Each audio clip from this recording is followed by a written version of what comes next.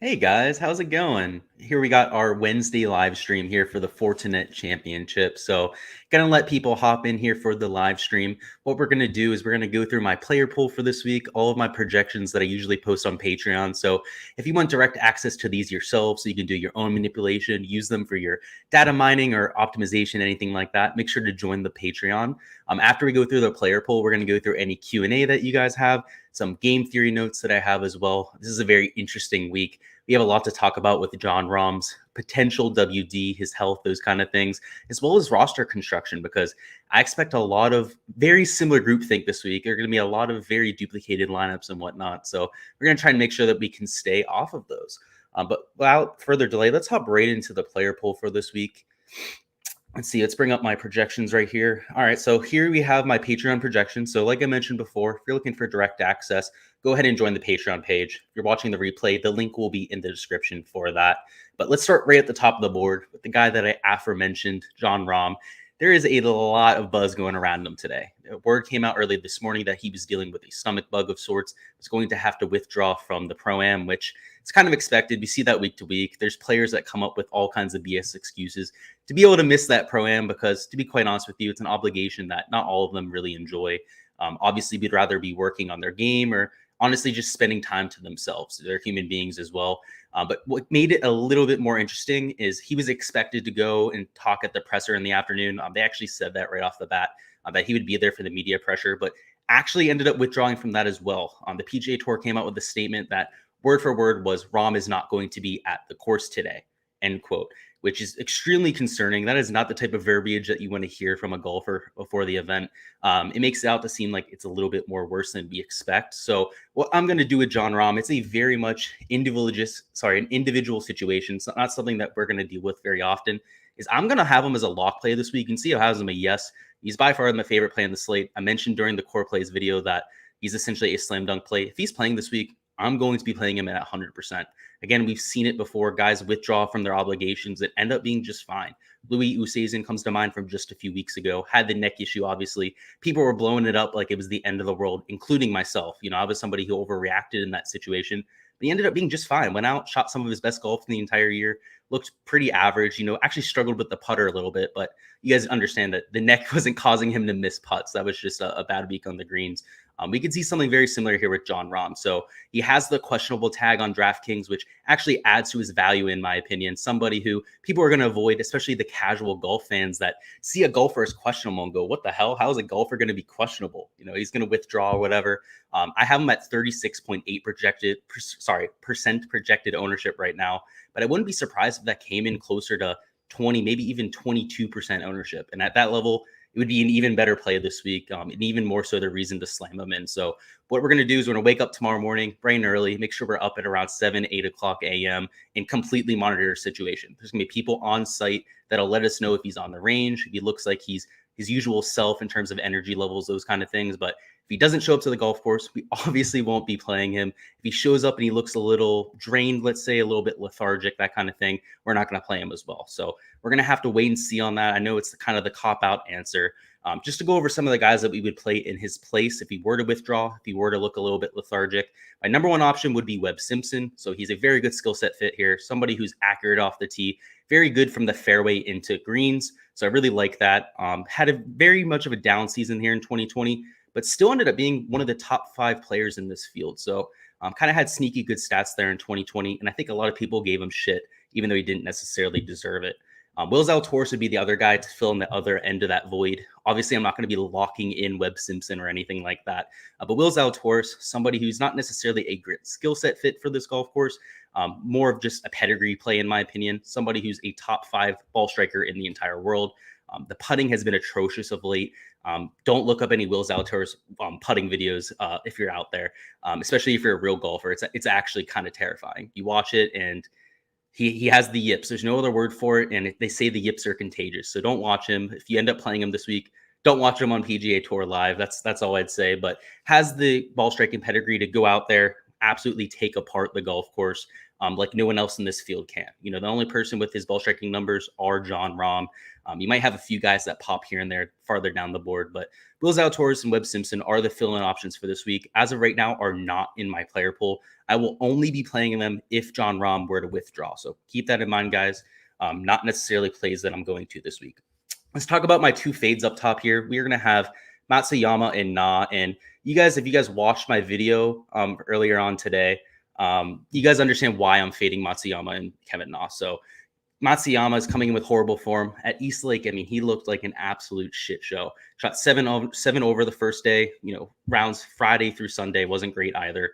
Had one decent round on Friday. I believe he shot 6 under, something like that. But Saturday and Sunday it came apart as well. So don't like the recent form coming in. The $11,000 price tag is pretty incredible, and the fact that he's 23.4% owned and likely to be higher owned given this whole Rahm situation, I'm definitely avoiding him. Down with Kevin Gnaw. Kevin Gnaw has been an absolute heater. I mean, like, if he was at the blackjack table, he wouldn't want to get up, right? He's making a shit ton of money out there. Everything he does, every shot he hits is going in. He's getting dealt 21s left and right, that sort of thing.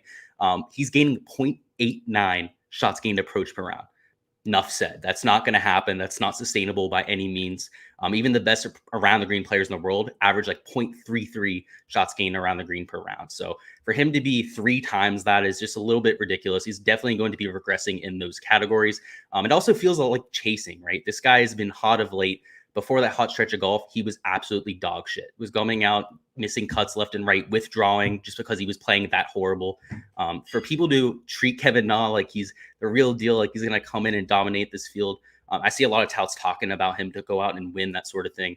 I'm on a complete other side of that equation. I think he's going to miss the cut. He's just not a great skill set fit. He has a lot of regression coming with that around the green play. He's also by far his worst on bent/POA. He loses 0.3 shots gained towards his baseline. So he's typically about a point plus 0.45 shots gained per round putter. He's just above average on these surfaces. So he's not going to have his greatest weapon. We're probably not going to see him walk in that many putts this week. He's not even going to be confident that they're going to go in. This is POA, guys. The ball could bounce left or right off a budding piece of grass and he could miss. So we're not going to see him walking in putts. So it's not going to be entertaining to watch him.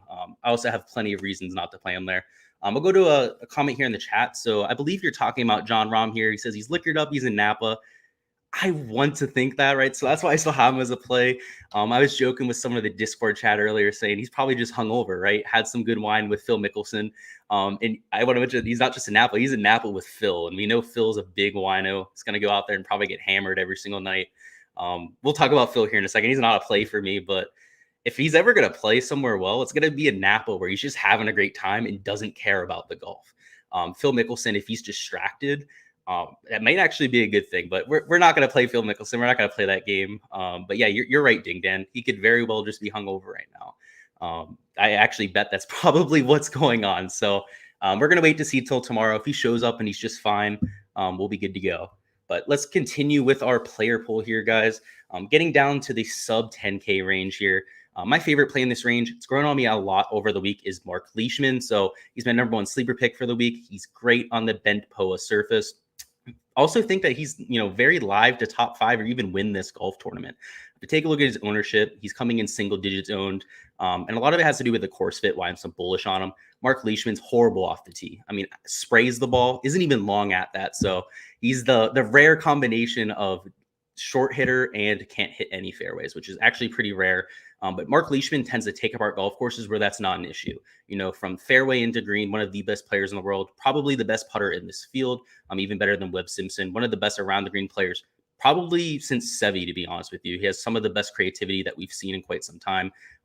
Hell, Mark Leishman even makes Phil Mickelson look like a coward sometimes. Goes out there hitting these massive flop shots like 20, 30 yards in the air. It's kind of surprising that we don't see more of that. Leishman's somebody who, if you're a hardcore golf fan, you kind of watch him, have followed his game. It's very entertaining. He goes out there, he's not afraid to hit crazy, drivers off the deck out of the rough, that sort of thing. He has the ability to do that. So Mark Leishman in this field is just drastically underpriced, in my opinion. He should be in the 10K range.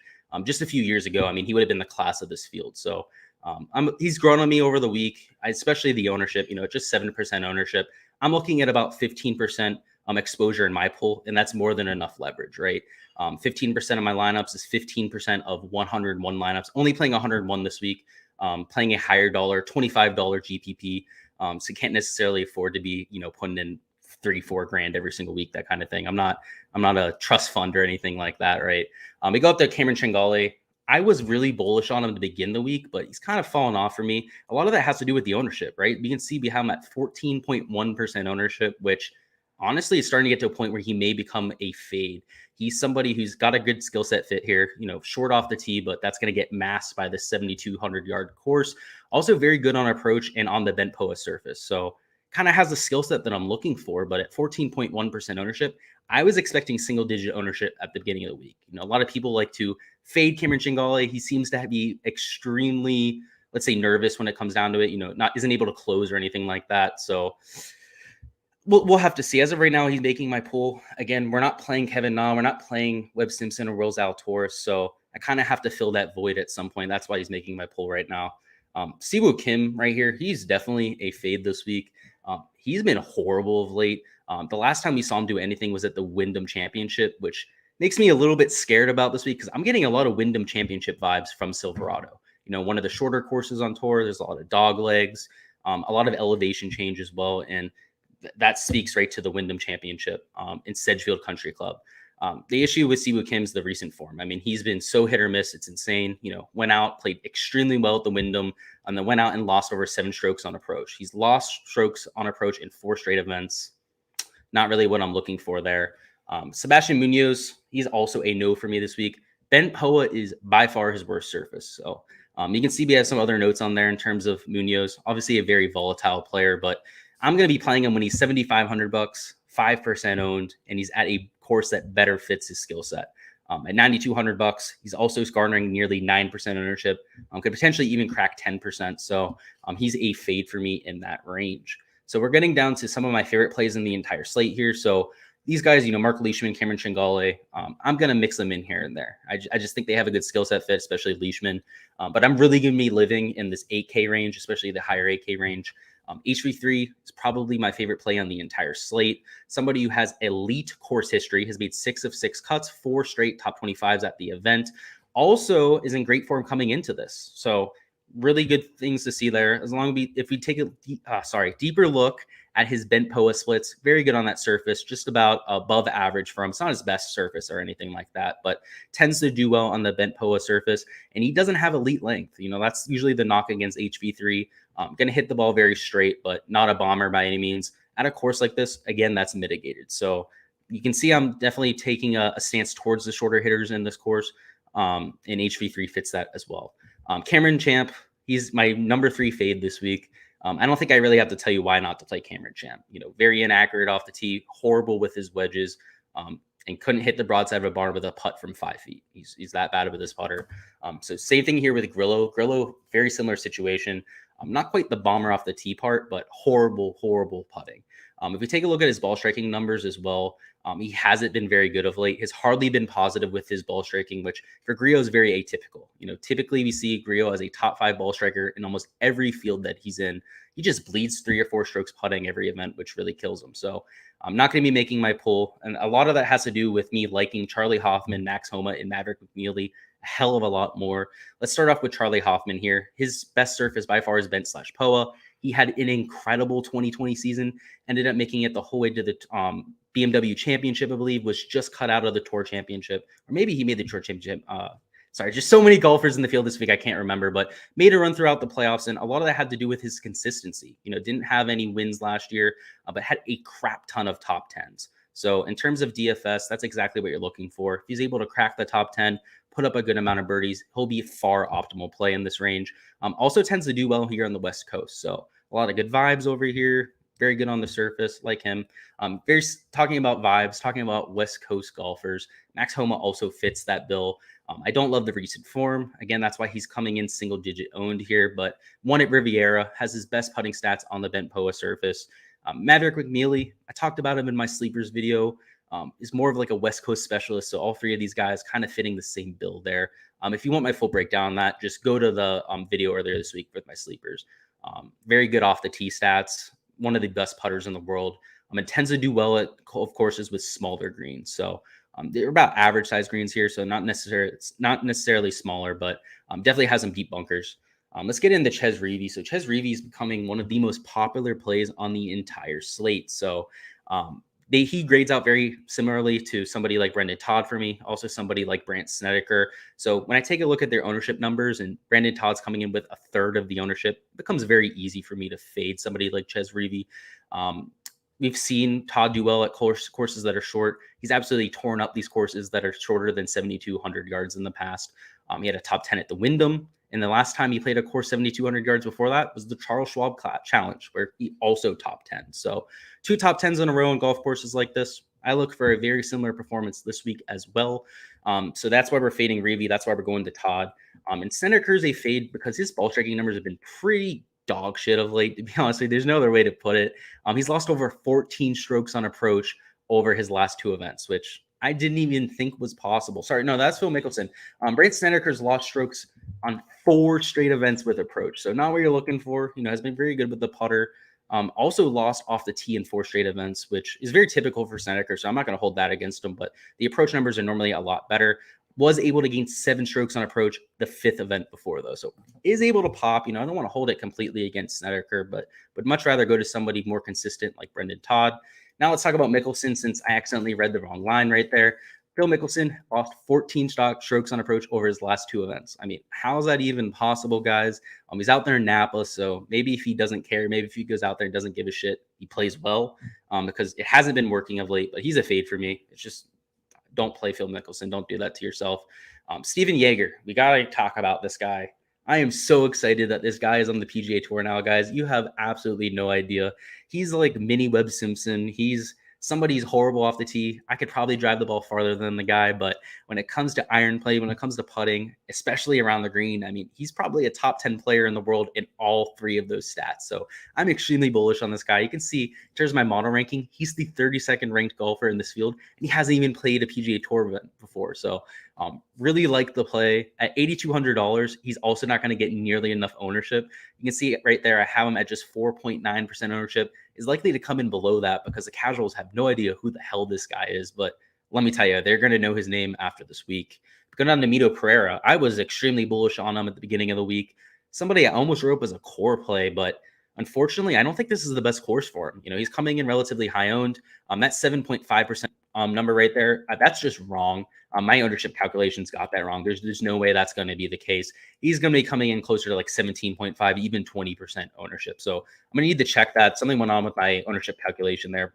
Maybe it didn't copy and paste over from the last set. But he's going to be much higher owned than the 7.5% there. So somebody I'm bullish on long-term. I think he's a top 30 player on the PGA Tour. But in terms of a skill set fit this week, he's just not my favorite option. I'm much more willing to go to guys like Taylor Gooch right here or Doug Ginn. Both of them are great putters on bent POA. They're also a lot more accurate off the tee. So kind of fit the plotters rule that I'm looking for. And very solid of late, coming in with good recent form. Doug Ginn especially, he's a bent POA specialist, gains 0.82 shots gained on that surface, and he has a relatively large sample size. On every other surface on tour, Doug Ginn loses strokes putting. So it's almost night and day with him. That's why I like him a little bit more than Pereira. I just think the driving accuracy could cause him a little bit of issues this week. But again, long-term, one of my favorite players from that Korn Ferry Tour graduating class. I'm getting down to Pat Perez. This guy is grossly overpriced. He's being grossly overrated this week. Guys, let's just take a look at his numbers from the last 3 or 4 months. I mean, was missing cuts left and right, is losing shots gained in every category but approach over that stretch. So, has looked good of late. The last 3 or 4 events has made some cuts, has a couple top 25s as well. But for him to be priced around $8,000, even in this field, in my opinion, that's well too high. You should be somebody priced in the lower 7K range, probably garnering like 5 or 6% ownership. So just a lot of reasons to fade Pat Perez here. And even more so importantly, I really love these next 2 picks. So Adam Hadman and Roger Sloan. These are short course specialists, guys that are horrible off the tee, but Roger Sloan especially, Adam Hadman to some extent as well, great with their wedges. People that are top 20 in terms of the 125 to 150 range. Also very good putters on the bent POA surface, especially Adam Hadman. So Adam Hadman's had 2 top 10s out of his last 4 starts, also coming in with relatively good form. Roger Sloan was on fire to end the year, ended up making the playoffs last year because of that hot form. I think they're good buyback options. You can see you have Charles Howell down here. He's a no play for me. He's not somebody that I hate. You can see that I don't have him down as a pure no. I don't hate the skill set fit, but we haven't seen him play since the Wyndham. Hasn't been out here for quite some time. He's getting up there in age. Just don't like going there, especially when I have Sloan and Hadman as such solid plays as I do here this week. Getting onto our next year here, Lucas Herbert, new Corn Ferry Tour graduate. I don't hate him. He's from Australia. He has won internationally before, but at $7,700, I'm looking for some of the more, let's say, low-key plays this week because, he's coming in with 3% ownership. Could be even higher than that. Taylor Moore fits the bill a little bit better, in my opinion. He's the class of the Corn Ferry Tour graduate group, by far the best player, other than Will Zalatoris and Steven Yeager would actually be number 3, in my opinion. So, yeah, Taylor Moore number 2 behind Will Zalatoris, and he has the most hype of anyone coming into this first start. So, very good on approach, very good in terms of his birdie or better percentage, in about an average putter, tends to pop, and when he does so, he contends. So Taylor Moore, somebody you've probably heard from other PGA touts. I was a top 30 model rank this week in his first ever start. So love to see that there. Brian Stewart and Harry Higgs, they're fades for me, guys. Brian Stewart's an enigma. Does he even exist? Like, I don't see him ever on the telecast, and when I do, it's like, who the hell is Brian Stewart? Like, guys, I follow golf a shit ton, and he's just essentially nobody. I don't know why he's priced in the $7,600 range here. He hasn't shown anything on approach for quite some time. He's relatively accurate off the tee, pops with the putter like once a year, and that's when you see him come up with a top 10 finish. But a lot of the model score here, you can see that him as a top 50 rank display. It's just because he doesn't play very much. Again, we hardly see the guy. He's an enigma. It's like, does he even exist? Do we even see him very often? And even when he makes cuts in contention, we never see him on the telecast, right? He's just the most boring golfer in human history. Don't play him. Harry Higgs, on the other hand, not the most boring golfer in human history. Absolutely love the guy, but he's horrible on bent POA. Had a lot of success here in the past, so getting a lot of hype as for that reason. Nearly 9% ownership. It's just a fade. He's not really that high class of a player. He's very entertaining. He's very endearing to the fans. So you see a lot of people play him at DFS as a result, but statistically doesn't grade out well, so I'm going to avoid that. Down here with Sepp Straka and CT Pan, though, they are the opposite. They come in with great skill set fits, especially Straka and Straka. Straka is very good on bent POA. He's also very accurate off the tee. Pan's also very good on bent POA. Not necessarily as accurate off the tee, but a little bit more of a plotter. So I like that skill set fit. Now that we get past the $7,500 range, we're not going to go through like every golfer in my pool. We're going to start narrowing it down to some of my favorite targets to focus on. So a guy that really grown me this week was Ryan Moore, guys. So top 20 model rank this week. He was.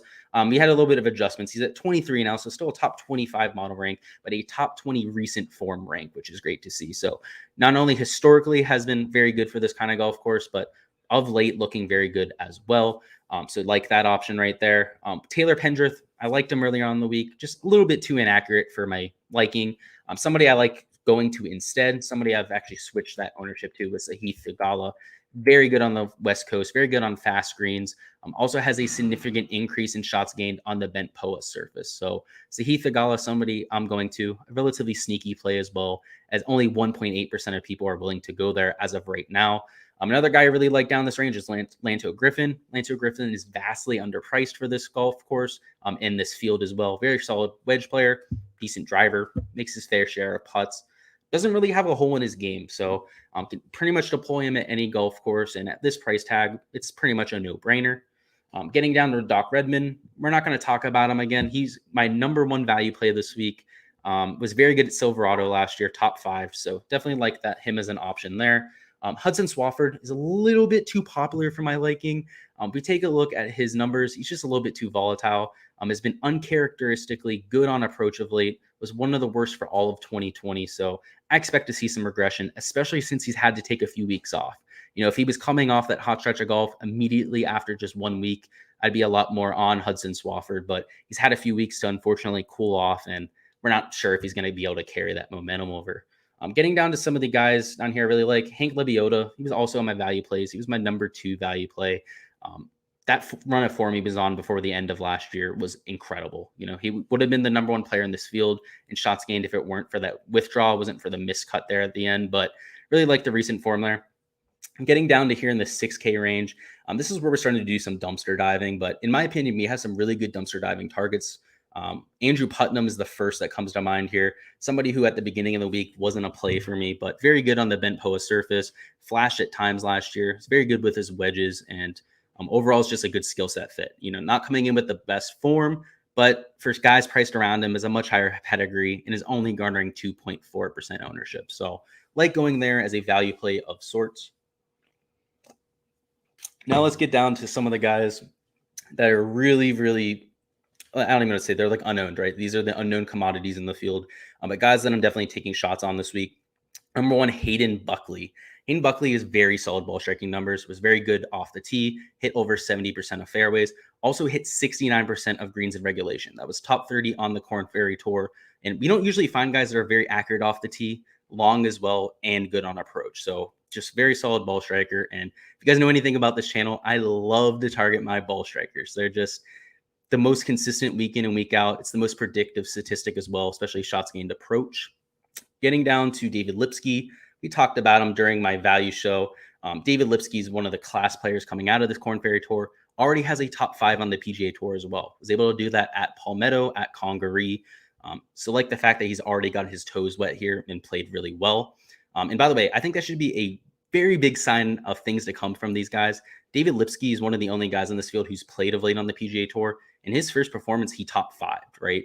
A lot of these guys priced around him are even higher pedigree players, people that have better ball striking numbers that, in my opinion, are going to have better careers than Lipsky. If he already has a top 5 on his ledger, imagine what some of these other guys are going to do. I mean, we could see people would be like, well, these guys first tour start wins. Yeah, Garrick Higo did that 2 months ago, guys. So it's not crazy. It's not completely out of the ordinary. Hell, Corey Connors did as a Monday qualifier a few years ago as well. So happens every once in a while. I'm not saying that's what I expect to happen this week, but I wouldn't be completely mind blown. Getting down to a few more Korn Ferry Tour guys I really like. Actually, before we do that, let's talk about Jim Herman. Jim Herman's been on a little roll of late. A bunch of top 25 finishes, a bunch of cuts made. Very short player, but I mentioned that the Wyndham Championship in Sedgefield, I'm getting vibes like that here at Silverado. So Jim Herman's won that event before. He's only $6,500 and being owned in 1% of lineup. So throw him in one lineup this week and you've got some leverage. I don't hate that option at all. And get down to Brandon Wu. Brandon Wu is extremely solid on approach, very good on the Korn Ferry Tour.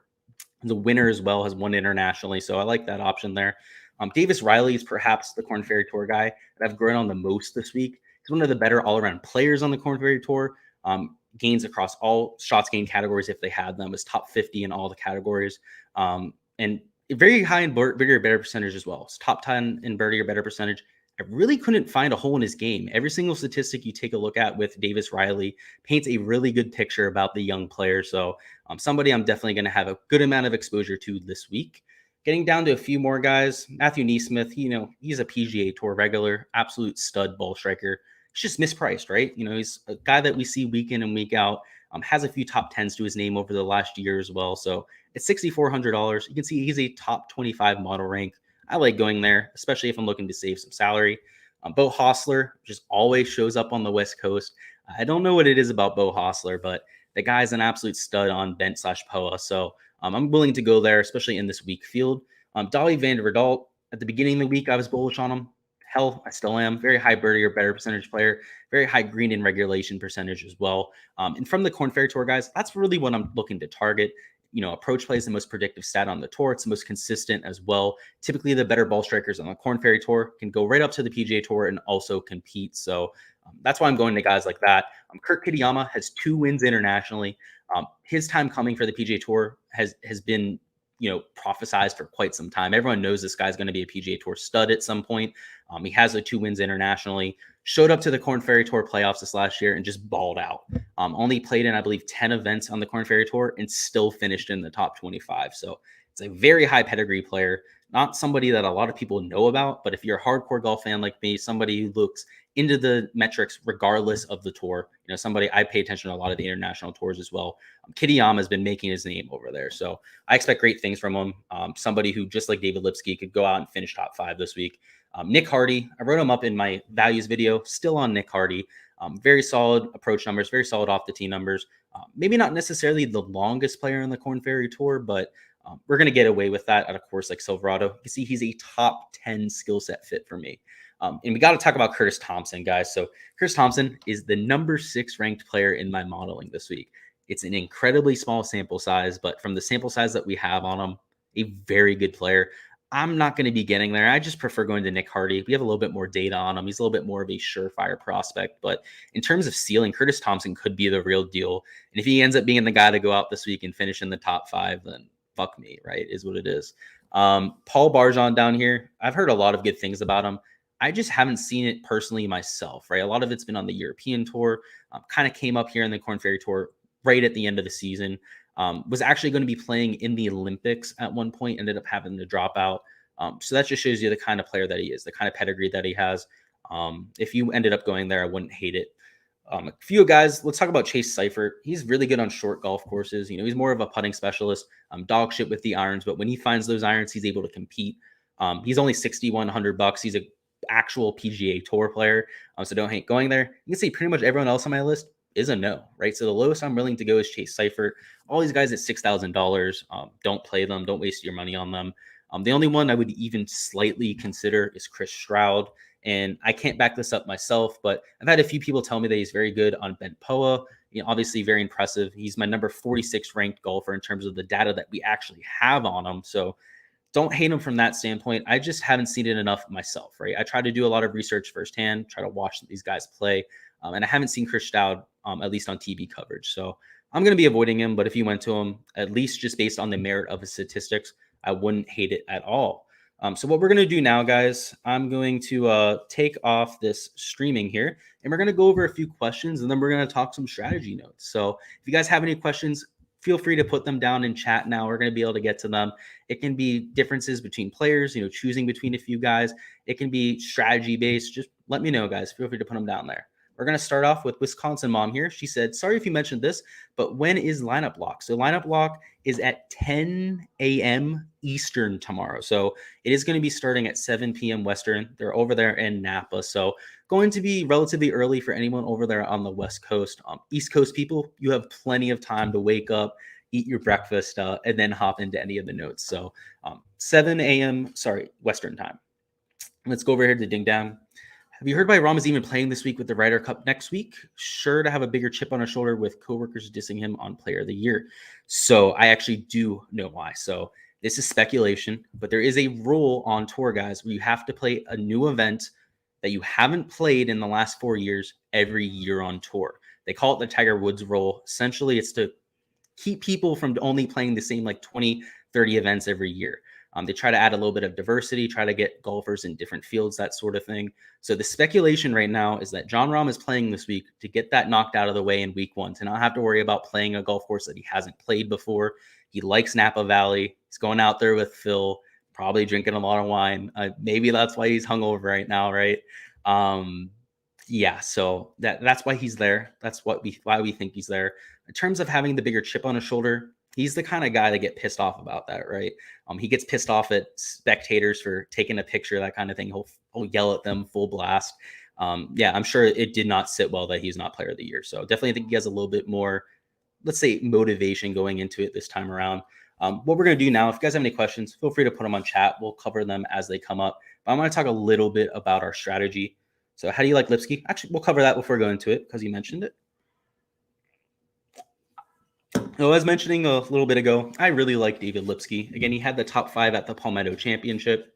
Somebody wrote up in my core plays video. So if you want to base it on that, he's a core play for me this week. We've seen his success in the past. He's not a longer player, somebody who really does it with his accuracy. And that's what you're looking for here at Silverado. So we obviously don't know how he putts on bent POA or anything like that. We don't have any advanced metrics on him in that regard or anything like that. But very solid play. I have a good amount of them in my lineups. And another question, are you also looking at Doug Ginn? Yes, so I mentioned that when we were going through the $7,900 range, he gains 0.82 shots gained putting per round on bent POA.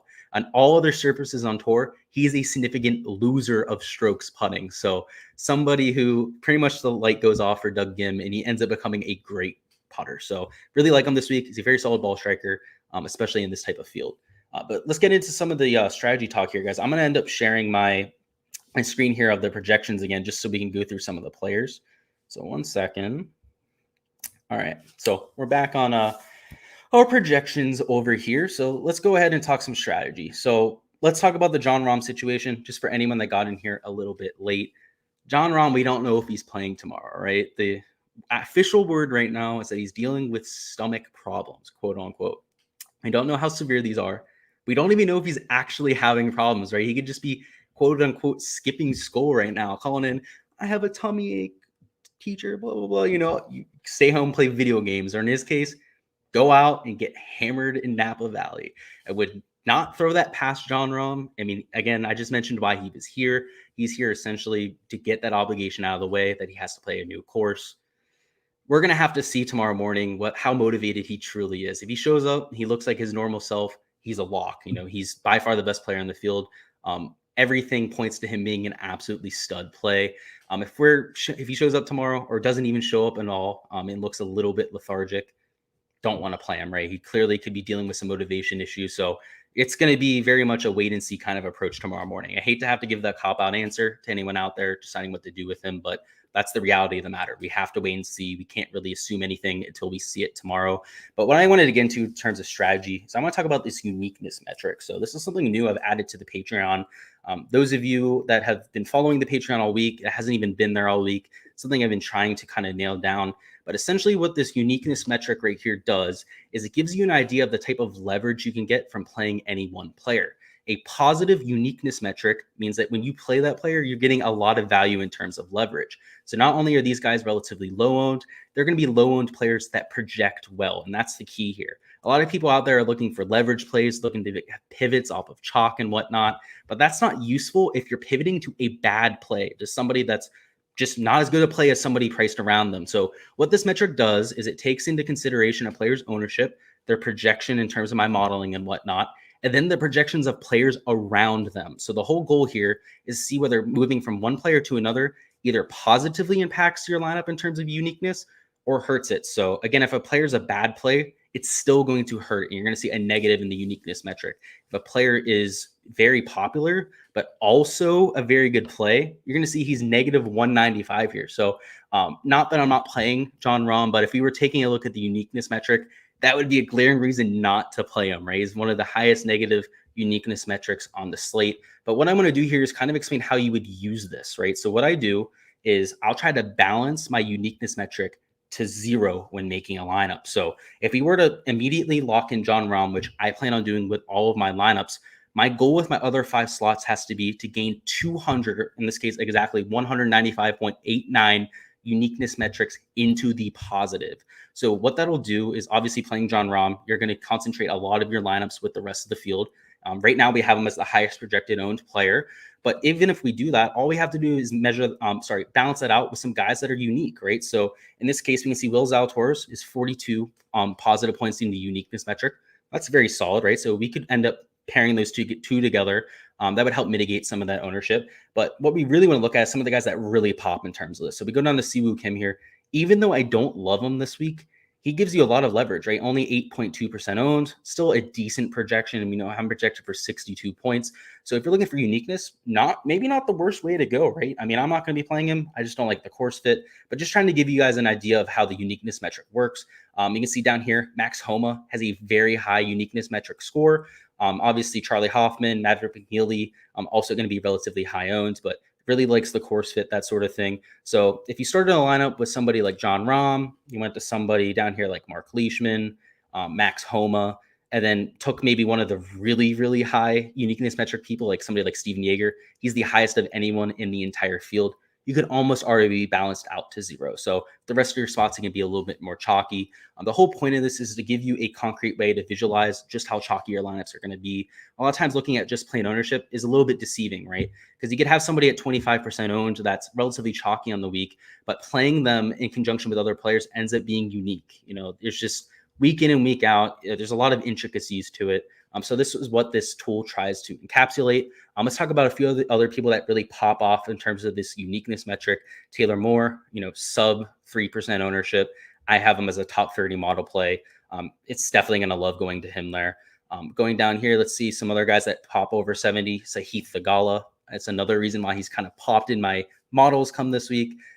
Very solid projection. You can see that they're only 47 points, but only 1.8% ownership. So absolutely loves him right there. You can see Taylor Pendrith. I'm not going to be playing him, but actually has the highest number on say. I didn't realize that. That actually ended up coming down a lot due to his number 2 model rank.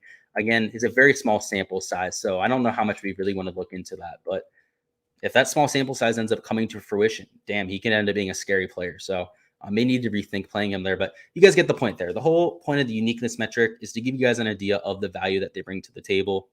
You guys can see a lot of the guys towards the further towards the bottom of the board are all very positive in their uniqueness metric, right? You're going to get a lot of value out of playing these people. Not many people are going to be going to them. Obviously, some are better than others. Dylan Wu's up there, 77, 82 right there. But that's what the whole point of that is. So I just wanted to go over that for anyone that's on the Patreon or anything like that, so you guys understand how to use that. What we're going to do now is I'm going to talk about some of my favorite stacks. So this isn't something that we typically talk about here in the video. Something that's a little bit more, I don't want to say involved, right? It takes a little bit higher expertise to be able to pull something like this off. But I want to talk about correlation stacks.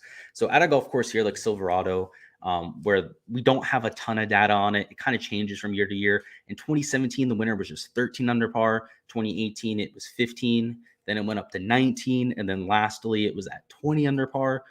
That's quite a big difference in terms of the winning score there. And I did a little bit of a deeper dive back in 2017, 2018. I wasn't as big into golf at that point. So that's something important for you guys to understand. I'm young, right? I'm 23 years old. So for me to be looking at golf at that point, I just wasn't as big into it. So smaller events like this, I wasn't doing statistics week in and week out. So I've had to go back and take a look at that. And what we found at the Safeway Open in 2017, 2018 is it was extremely windy. The wind really kicked up. Players ended up having a lot more trouble than usual. And I don't want to dismiss the possibility of that happening again. I actually heard from somebody on site, somebody that works at Silverado Resort, that it's been uncharacteristically dry this year, also uncharacteristically windy. Now, that could change week to week. I checked the wind finder yesterday. Wind finder still has it between 8 and 12 miles an hour winds, which is typical for anywhere in the world. But that report's slightly concerning, right? The wind can change day to day. It's extremely volatile. They have a hard time guessing what the wind will be in 2 hours, let alone days out ahead of time. So I don't want to dismiss that possibility. So one of the key stacks I'll be implementing this week is wind specialist. So yes, I have stats on this. A lot of people like to dismiss wind stats, but there are players that are undoubtedly better in windy conditions. The one that comes to mind way more than most is Russell Knox. Russell Knox, when it gets windy, is an unbelievable golfer. He's from Scotland. I think it makes a lot of sense. Was used to doing that growing up. But taking a look at his numbers, he's the number one shots gained win player in the entire world. So somebody that I'll be using in those stacks. A lot of the players that are really good in the wind are players that hit the ball low, players that have a lower ball flight. They just have a lot more experience with it. You also find that players that are born in Florida. Now, it's very specific, right? Guys from Florida are unbelievably good in the wind. And I can just tell you as somebody from Florida that lives in Florida, makes perfect sense. It's always windy. You always have about a 15 to 20 mile an hour wind. So guys that are growing up in that are obviously going to be a lot better at that. So a little bit more integral. I don't have my wind specialist numbers on here, but for people that are a little bit more fine and tuned with it, I like putting a lot of these wind specialist people together just to give you a few of them, right? So just to give you guys a few in case you aren't as fine tuned with this as most people. You're going to have to go a little bit further down the board to find a lot of these players. Let's see, it's hard to tell off the top of my head because you need to look at apex height, but a couple that come to mind, CT Pan. So CT Pan loves to fly the ball down low. He plays a lot of hybrids, and his clubs are actually de-lofted. So like CT Pan, those kind of conditions. Another guy that comes to mind is Aaron Rye. Aaron Rye is a European, somebody who's also very good on the European tour. We've seen him win in links conditions before, so I imagine he would have a low apex height and be very good in windy conditions. I also like somebody like Danny Willett. So Danny Willett's from Europe, from England, very used to those windy conditions as well. Some of the Florida guys you might want to target, JT Poston, also grew up in Florida, very, very, very much so used to these windy conditions. Trying to think, Doc Redman went to Clemson. They deal with a lot of wind over there. Pan Kazires from Florida, lives in Sea Island, Georgia, so just above the Florida line there. Definitely going to be used to windy conditions. Charles Howell III lives in Florida.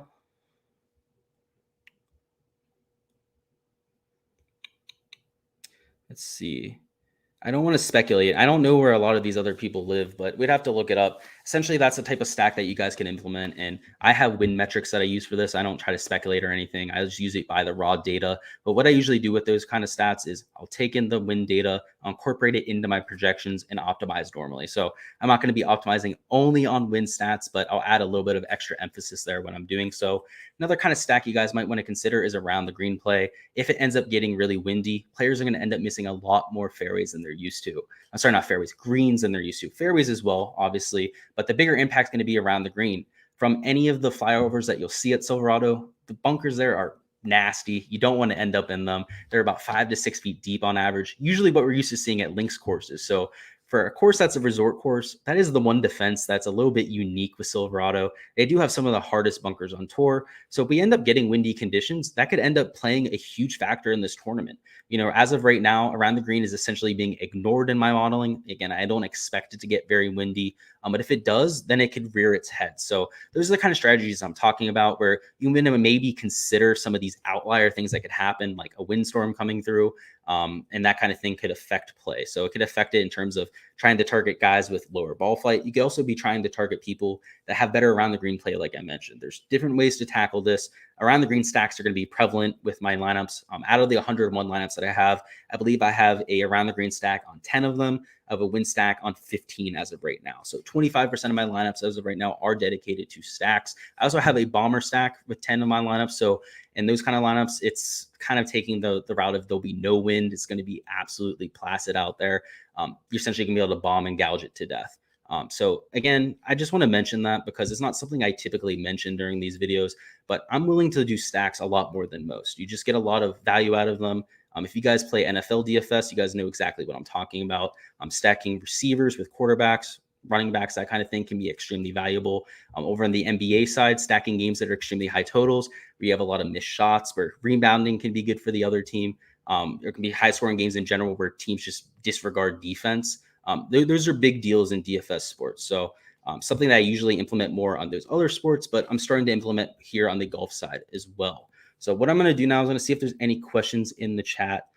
Any feeling on Stanley? So let's talk about Kyle Stanley. He's a great ball striker. I had him down as a yes at the beginning of the week, but Kyle Stanley, I really hate the putting stats, right? He's somebody who's atrocious.